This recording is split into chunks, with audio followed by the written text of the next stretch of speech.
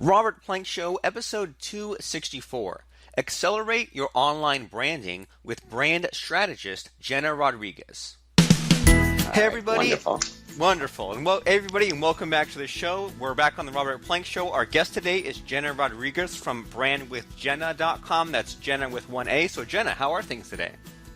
I am fabulous. Thanks, Robert, for having me. This is great. I'm so excited to be here. I am excited as well. So can you tell us who you are and what you're all about? Absolutely. I am a 6- and 7-figure brand strategist and business accelerator coach. And I just love entrepreneurship, first and foremost. And I work with entrepreneurs day in and day out to what I call get their brave on and be more involved in understanding what their brand is and what their strategies are and how to make money and position themselves so that people really connect with who they are and what they're all about, and ultimately have a business that they're proud of. So that's what I'm busy doing on a daily basis, and I just love it. Yeah. Awesome. I mean, it sounds like a lot of rewarding stuff, and sounds like you can jump in at all kinds of different people's businesses and adventures and stuff like that. And so, like this branding stuff, I'm really glad you're here, because this branding stuff, like, it really sort of drives me crazy. Like, because I'm never really sure if it's like, well, should all of my website colors be the same, or like should I keep using certain phrases, or should I be known for a certain kind of like a word or like a keyword, or like, so what kind of things, what sort of actions do you take when you help these clients to make their business the best they can be? I mean, what kind of things do you do exactly? Yeah, so the first thing I'd like to share is that I do have a distinction between brand and branding. And so that's kind of where I begin with people, because once we get that awareness, then we can start to really develop the strategy as well as answer those type of questions. And so what I always say is your brand is who you are, and it's what you stand for. It's the experience of who you are. And branding is simply the process of expressing it. So branding is I call it the difference between the inner game and the outer game. So the inner game of your brand and versus the outer game of your branding. And so what I found, especially when my husband and I had previously had a web and graphic design company, so great question about the website. And what I found is people wanted the logos and wanted to make it look pretty. But they weren't clear on who they were. They weren't clear on what message they were trying to share, or what brand position they really wanted to create. And so I was doing a lot of strategy around that first before we could ever get to the decisions about color and taglines and names of your business and all of those outer game specifics. So that's the first thing to know, is that there truly is, in my book, a difference. And I spend a lot more time now working with clients on the inner game and helping them have a brand that is clear, that is easy to articulate. And it's an evolution process. You get, it's like just as we are as human beings, we're constantly growing, we're constantly changing and evolving, and so do we as a business. And so when you can at least identify for the time that you're in your business, whatever phase you're in, and find out, what is it that I stand for? What is my core values, and why do I do what I do? Then you can then start to look at, what is the problem I solve, and how do I want to communicate that to my ideal target audience? And I call that finding your brand fans, right? Really getting clear on who you're meant to serve, not just everyone, because that's not a true statement. We're not for everyone. And then you can start to look at, okay, well, now that I know kind of the foundation of my business, that brand foundation, how do I want to express it? And what color makes sense? What font really makes the feeling that I want to leave upon people, because it is true. Color has an impact emotionally, fonts and style and graphic elements, and more importantly, your photos and your imagery have an emotional pull. And so if you don't know what story you're telling, then it's really hard to make those, visual systems work. And so that's the clarity I think is really important for people to get. And yes, I agree that, websites and color and the look and feel of your brand should be consistent. And the reason for that is to build likability and memorability, and so that people really start to trust the brand that you are. So every time they see a touch point, they're like, oh, I know who that is, and I remember that. And yet the biggest thing that I want people to walk away with is what it looks like is not about, is it pretty and do I like it? And, is it just look good, but is it appropriate? Is it appropriate to the story I'm trying to tell? Is it appropriate to the impression that I really want to leave and the brand experience that I want people to have? So there's a mouthful. Awesome, a mouthful, but lots of good stuff in there, and it all. I mean, it's starting to make sense, especially to me, like sort of like a step-by-step process. And it sounds like maybe a lot of people's problem with this so-called branding thing is that maybe they kind of pick and choose things or kind of do things in a random order. And it sounds like to you, it's that core brand is the most important, and then whatever that sort of fires off or repeats is sort of the kind of the byproducts or like the superficial stuff. So once you figure out what that kind of core message is, then afterwards, then there's the colors and the fonts, and then there's like the story and all the stuff that's appropriate. But it all kind of starts from that core inner game brand kind of thing. Exactly. Yeah, it really is that, discovery session. I do that a lot in VIP days where we get clear on the inner game first. And then, if you want help with your outer game, then we have it basically informs it, like as you make decisions on how you want things to look and feel, you've got the information that you need to do so in a powerful way. Awesome. So when you have this sort of discovery session, you have a client that says, okay, well, I need to figure out what my brand is and then what my branding comes from that. I mean, what's sort of your thought process? Like, what are the, I guess, like raw materials that you ask for someone? Like, do you look at their website or maybe ask them what people say, or like, how do you sort of make sense of all this sort of mess that people have? Yeah, make sense of the mess. The good news is I do have a pretty clear system, and I call it's a 12 component system around this brand and branding conversation. And I call it Brandarity. And I made up the word. Yes, it's the fun part of owning our own business. We can make up words. And basically it means brand clarity, right? And that's what Brandarity is all about.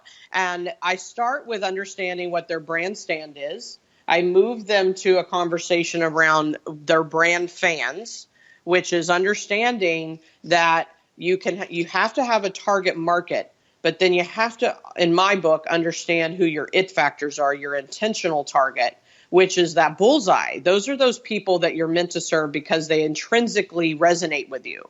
And so we go through a process that helps people connect to what those attributes are. And the more we know who we're meant to serve, the more we know why we're serving those people, right, through our stand. Then we look at what's the positioning in our marketplace. How do we want to position? Do we want to be Walmart or do we want to be a Neiman Marcus in our industry? Do we want to be a Kia or do we want to be a Rolls Royce?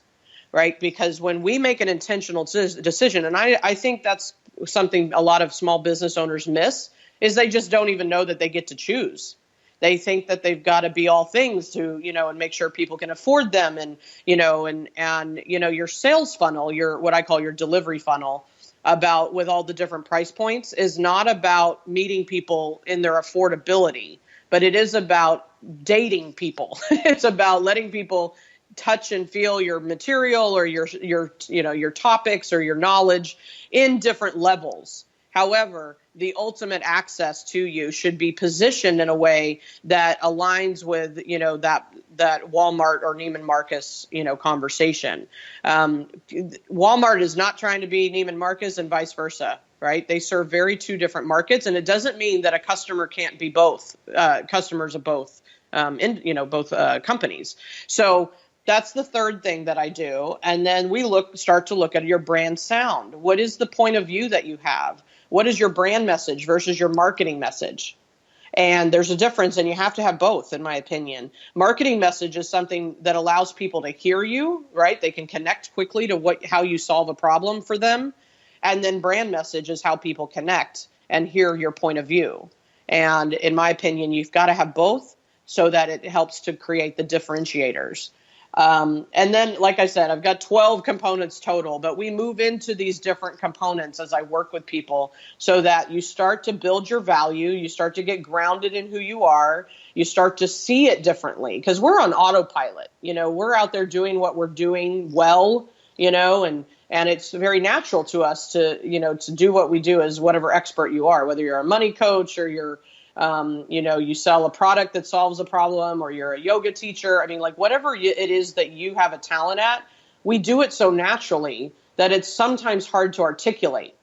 And so I help people first kind of look and reflect on who they are and be able to articulate it so that people can understand it better. And like I said, we move through, understanding how you sell what you sell and how you price it so that it aligns with your brand position. And all of those things have to be worked through, which I do a lot with, whether it's private coaching or VIP days, so that then we can make decisions about the branding and move forward with that process, that creative process. Awesome. So it sounds like a pretty sort of scientific step by step, lots of little questions to lots of little decisions we made in a row, as opposed to just this kind of like nebulous, mystical kind of thing. Yeah, it is. It's very it's like science and art put together, right? Yeah, I try to be as quantifying.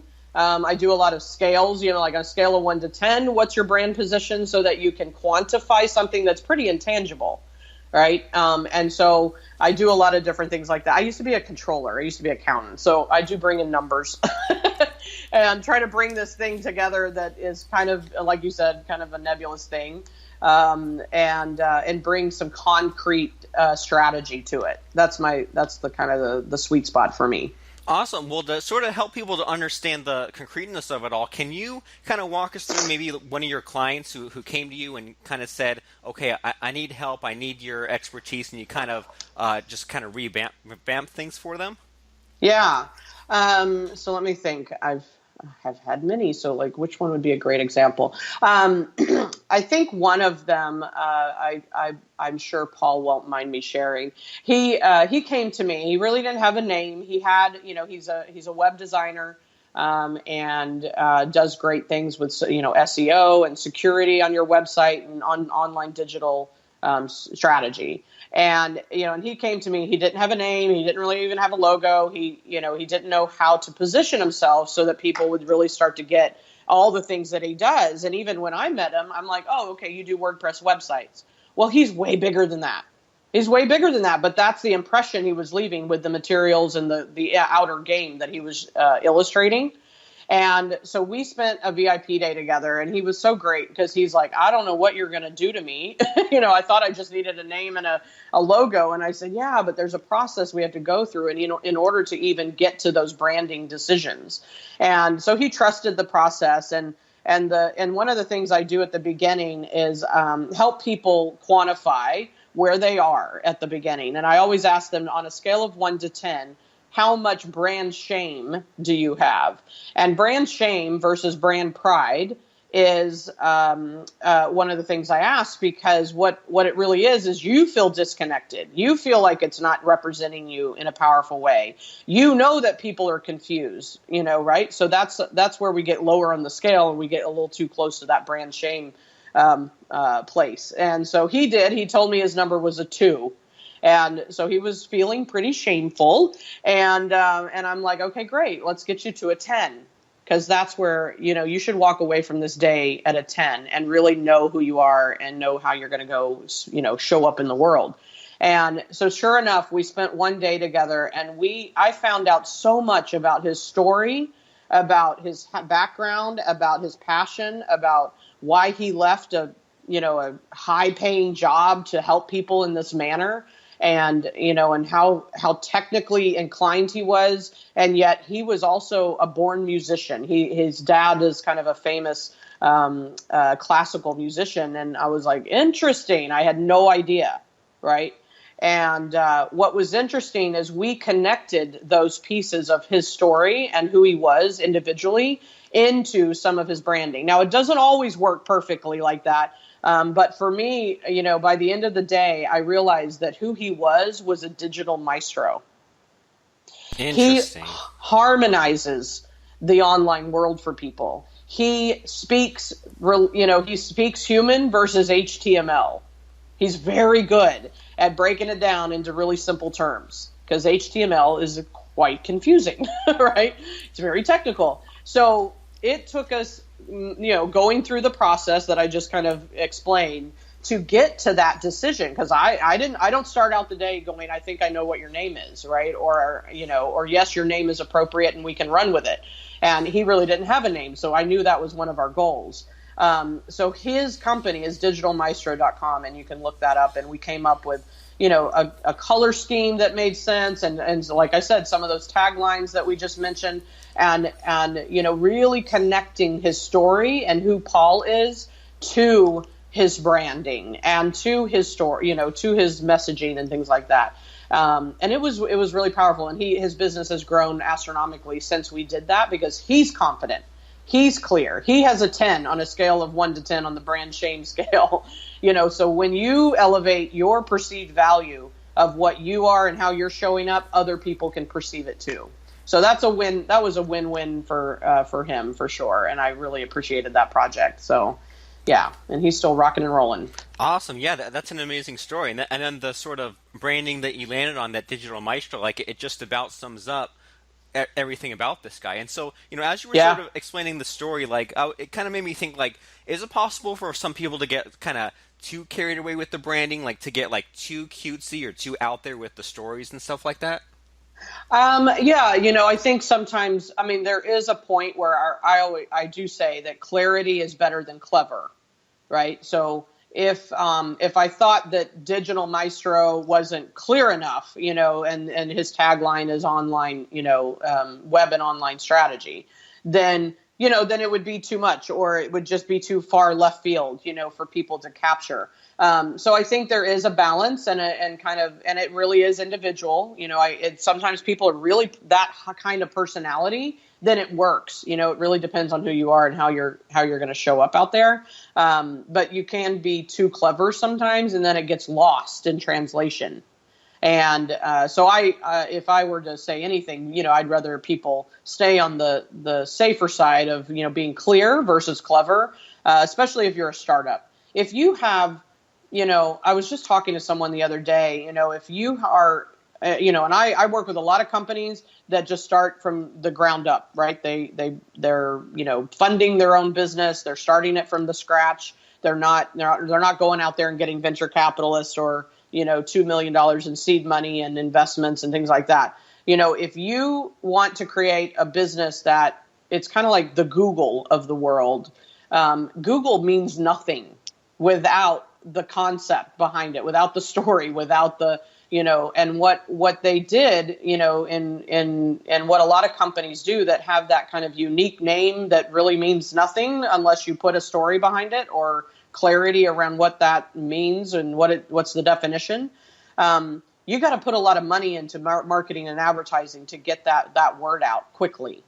And so when you're doing the guerrilla marketing approach, when you're, a small business owner like myself and, and a lot of people listening, I recommend that you go clear, go the clear direction versus clever, to expedite your results. If you've got the investment and the funding to create a lot of marketing plans and a lot of, paid advertising, and you can get the story and the videos and, and a lot of those things out there in a pretty quick manner, then you can be a little more clever, in my opinion. You just, it just depends on your goals. It depends on how accelerated you want the results to be. I believe marketing is the visibility, right? A part of our business. And if you are having to get highly visible in order to explain what you do and what your name means and all of that, then you've got to have the resources to do that. And so I look at all of those pieces when I work with a company. If they've got the budget, then we can be a little more clever and we can get a little more involved in strategies that will take some investment in order to get the story told. But if you are starting from scratch and you're kind of like guerrilla marketing, right? Just all of the free resources that we can get, then I prefer to stick on the the side of caution and just be a little more clear about what we're trying to accomplish, if that makes sense. Yeah, it does, and I mean, fair enough on all of that. And so, what I'm hearing a lot of as you're kind of explaining like your thought process and how you kind of take what they have and turn it into something good. It sounds like there's a lot of just like not just having like a statement or a message, but like coming up with that story and kind of fleshing a few Yeah. things out and making it about the people that your clients are serving, not just about the clients themselves. Like with the Digital Maestro, like I've kind of come across a similar kind of I don't know if you'd call it like an objection or a hesitation, but like anytime that you say that you're a computer geek kind of person, like your client Paul is a web designer. I do like membership sites and webinars, and it's like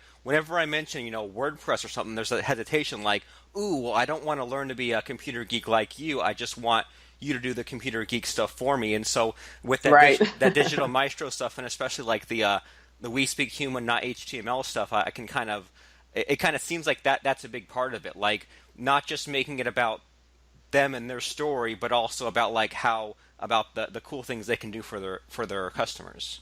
Yeah, and I think it basically comes down to, like I mentioned, the difference between having a marketing message and a brand message, and having both, and more, and making sure that you're clear on, where you utilize them. And, marketing message for me, I have a process that's called mimic your market. Basically, in order for people to hear themselves in our messaging, you got to speak their language. You got to use their words. You got to connect to what their problem is quickly, right?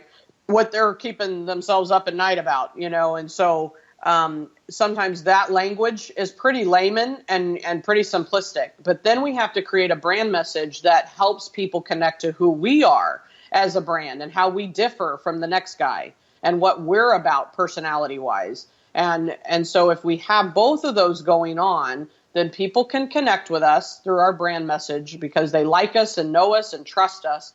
And then they can also hear us. And if people can't hear you, you can't help them, right? They won't hire you because they don't know what you do for them. And so I think that's kind of if I'm hearing you correctly, that's a little bit of the conversation that goes on for people, is that, just how do you tell the story, and how do you also get people to understand what you do for them so that they can, hire you and have the help. So it's a combination. Awesome. And when I see going forward now, when I see other people's branding and their messaging and stuff like that, I'm going to be keeping that in mind. That are they using not only my language, but then also saying how they can solve their problem too, all that know, like, and trust stuff. Yeah, exactly. You want to and I think it's so there's some subliminal work out there, and some people do it really well, and a lot of, and then other people are just so heavy on their features, and they're like, this is how the best we are, and we're better than these guys, and that's just not what people want to hear anymore, right? So they're really heavy on maybe even the brand message, where they're just telling their story, but they're not really speaking my language, so I don't even know what they do for me. Right. So there's, and we just have to try to find a balance, and it's an ongoing process, and I'm not perfect at it all the time by any means, but I certainly am aware of it. And you can continuously listen to your marketplace, listen to your clients, write down verbatim what they're saying is their challenge and their problem. And that will inform a lot of your marketing message. And then, your brand message comes from your own belief system and your own point of view and what your truth is about your industry or about your, the services that you provide. And, and so one's coming from more of an internal space, and one message is coming from the external feedback from the market you serve. Awesome. And sort of along the lines of listening to your marketplace, I mean, it's like, it's one of those things, at least for me, like, I might not know that there's a problem with me in my own business until I see someone else has like the same problem, but their problem is like 20 times worse. So I kind of see my weaknesses in their exaggerated form. And one time I was at some kind of conference where different people were speaking, and one person, he had like some kind of email autoresponder service, and he was telling me that the webinar that he runs for it like has to be 3 hours. Can't be 2 hours, can't be 90 minutes. Like he needs 3 hours to spend like saying all these features and stuff. And I didn't really, want to kind of, insult this person or whatever, but I was just thinking, whoa, like if this person's mindset is, I need 3 hours just to say list all these things. I'm saying like, whoa, even I need to kind of trim my own stuff and make it, more like where people can understand what I'm saying in a sentence and not take 3 hours to kind of To explain it. understand it, right? Or even just to begin to understand it. And so Yeah. so with all this branding stuff, I mean, there's a lot of, like you said, like it's an ongoing process, and we might have to, go back and update the branding and stuff like that. But is it possible that some people maybe are like overthinking the branding and maybe using all this stuff as maybe an excuse to not take action sometimes? Yeah, that's interesting. I think it definitely depends on the phase of your business. Like if you're in startup mode, I know that cash is king. I know that cash flow is really important, especially in startup. Because you can't even invest more into your brand, development and your strategies and your marketing and advertising and all those things if you don't have the cash coming in. So I'm very practical when it comes to that. And so if you're a startup mode, there are, certainly things that you can start with. Sometimes just get started with a logo. Just get consistent. Like if you've made it yourself, at least be consistent. Stop trying to, change the colors on every, touch point that you have or every different marketing material.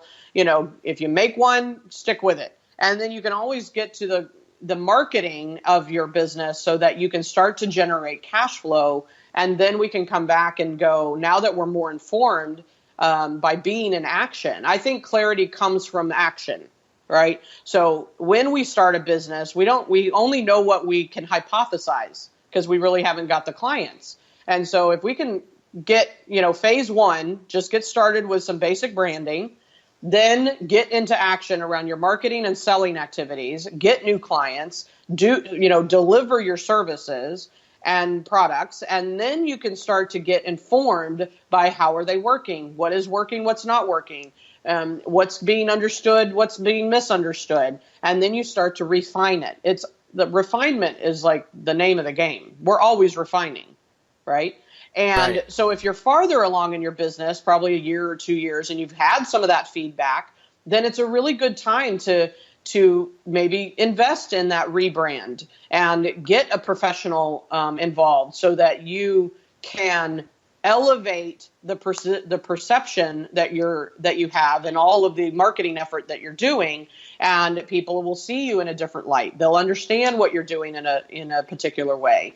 They'll connect with you faster. So yeah, I always, that's a part of my intake process, of course, is just finding out what stage of your business you're in and what's the primary goal. And if the goal is to get cash flow in, then maybe investing. I mean, I'm not saying don't get branded, but I just think you got to be smart about it. You got to be, there's priorities, there's things. And if you've got a limited budget, then I'll help you figure out what to prioritize first. Right, because I want you to see sales results as well, so that you can continue to grow. Because if you wipe yourself out financially, which I've done before, by the way, my first business crashed and burned. I made good sales, but then I was also highly in debt and couldn't pay my employees, so I had to close the store, and it cost me an arm and a leg. I mean, I ended up in bankruptcy because of it. So I know how it is to be, where you have to prioritize certain development in your business. And we have to look at that and make a decision together so that you're not only keeping cash sustainable, but also you can accelerate some of that cash flow by making smarter decisions in your branding and your marketing.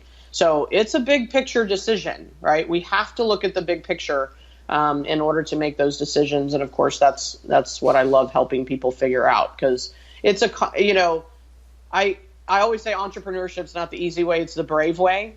And we as entrepreneurs have to wear many hats. It's not just the hat called I'm a business coach or brand strategist, right? I have to be an accountant. I have to be a marketer. I have to be a salesperson. I have to be, good at delivering my services. I have to be a manager of my team. I have to, all these different hats that come into play, and it can be overwhelming for someone that's brand new, certainly. And we don't come into this knowing all that. We don't come into entrepreneurship knowing how to be good at every single hat and every single piece of the operation. And so that's where I think people do need that outside resource or coach or mentor, or which is what I have. I've got two of them, because I don't know what I don't know.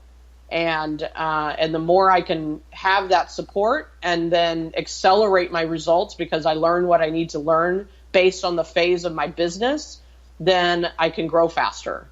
And so I just want to offer that because I know there's a lot of pieces to the puzzle, and it can all be accomplished.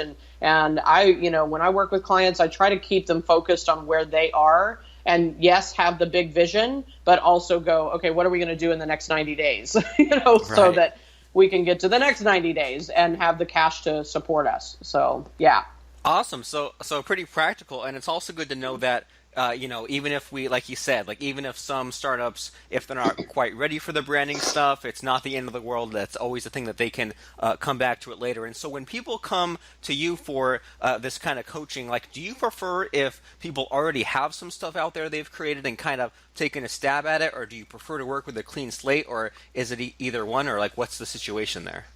Yeah, that's a good question. I really work with both, and I definitely, if someone's a startup, I'm like, all right, because investing with me in brand is a bigger investment, right? So I want them to at least have something that they're ready to be consistent with, and let's just get the business started, right? Let's just get out there. And if you've got the funds and the funding to create something initially with, obviously someone professional, then yeah, go for it, because there is a value to it. There is a professionalism that shows up. I'm not here to say, that you shouldn't go and invest in your branding from the get-go, because if you can see the value of it and you can accelerate your results based on having some really well done and well executed branding, then do it, right? And I've worked with people that are like, I see the value. I'm a startup, but I want to get this handled.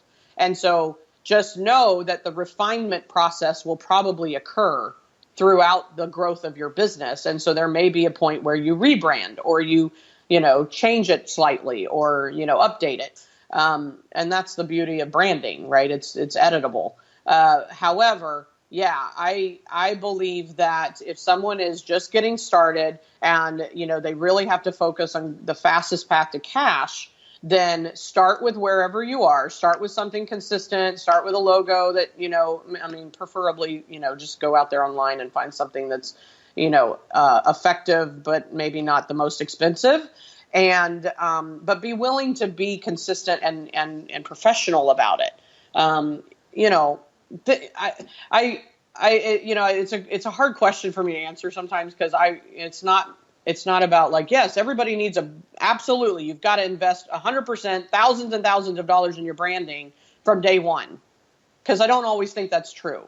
Right. Like you said, I'm very practical. I want to look at what your situation is. I want to look at what your game plan is, and what your cash flow is, right? What's your capability, because I'm not going to tell you to spend something that's not, absolutely priority, based on what you can invest. However, if you can, go for it, right? Because Right. there is a value to the professionalism that it will instill in other people's minds.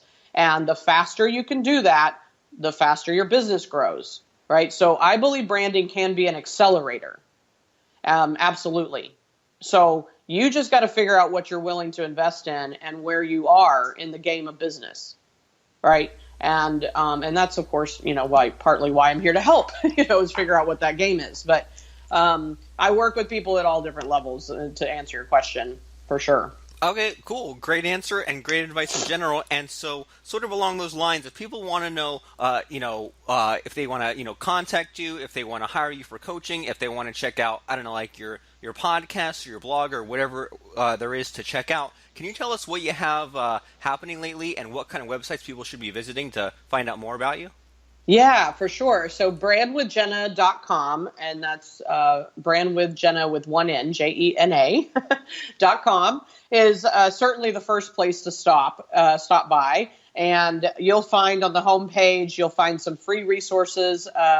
I've got a complimentary copy of one of my newest PDFs where talks about your brand sound and how to correct your 60-second introduction, which is basically a marketing message. And then there's also my podcast, like you mentioned, The Brave Entrepreneur. And that's a huge dose of inspiration and other entrepreneurs telling their stories and sharing their brand position. And that's on the website as well. And then right below that, and, pretty much on the home page there, if somebody wants to have a conversation with me, I would be very open to that and just to see where they are. And there's a button for getting a brand boost session with me, a 30-minute complimentary call to just identify where they are and what they need and how can I support them and move forward. So any of that is easily accessible on my website. And of course, I'm on social media and iTunes and all of that with the podcast. So easy to find. Awesome. Sounds like it. So Brand with Jena is the place for everyone to be. That's BRANDWITHJENA.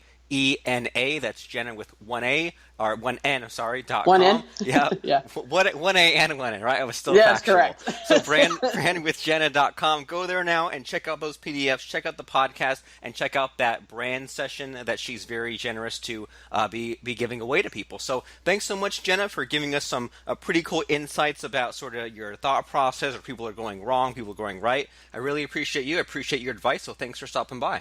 Thank you so much, Robert. I really appreciate the conversation. This is Robert Plank, and would you like to be a guest on the program? Do you have an idea for a future episode, or do you just want to tell us how we're doing? Get in touch with us right now at robertplank.com/ask to let us know.